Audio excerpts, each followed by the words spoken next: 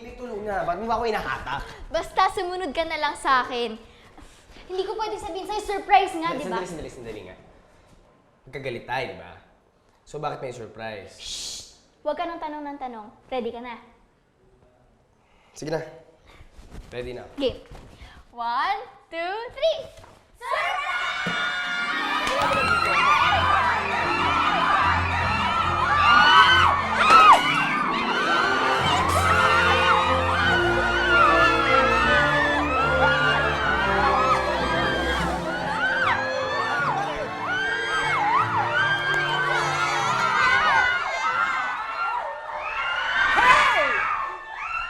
Hey! Ano ba ito?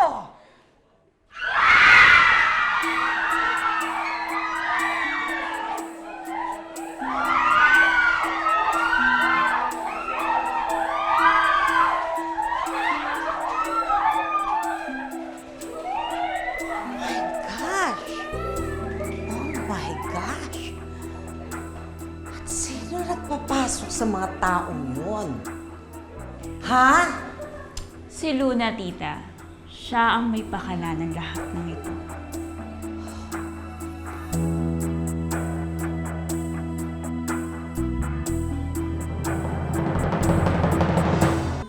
Tita! Sino nagbigay sa iyo ng karapatang magpapasok ng mga tao dito sa pananakit ko, ha? Ha?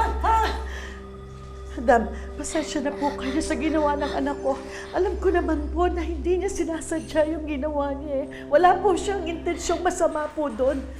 Hindi ikaw ang kinakausap ko. Ikaw ang magsalita. Gusto kong marinig ang sasabihin mo.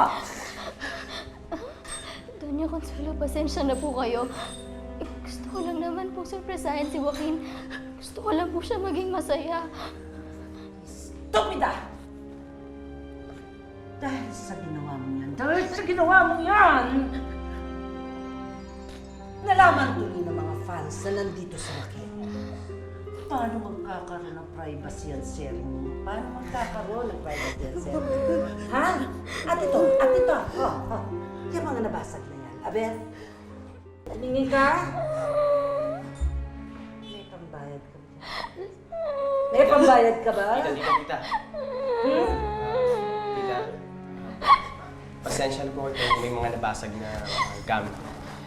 Ako na po sasagot doon. Tsaka, huwag niyo naman po sanang pagalitan si Luna kung sinabi niya yung location ko. Sa katunayan niya po, natuwa pa ako eh. Malapit po kasi ako sa mga fans ko.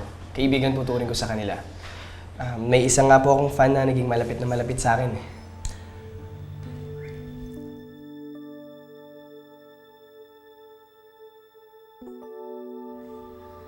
Well, ikaw lang naman ang inaalala ko.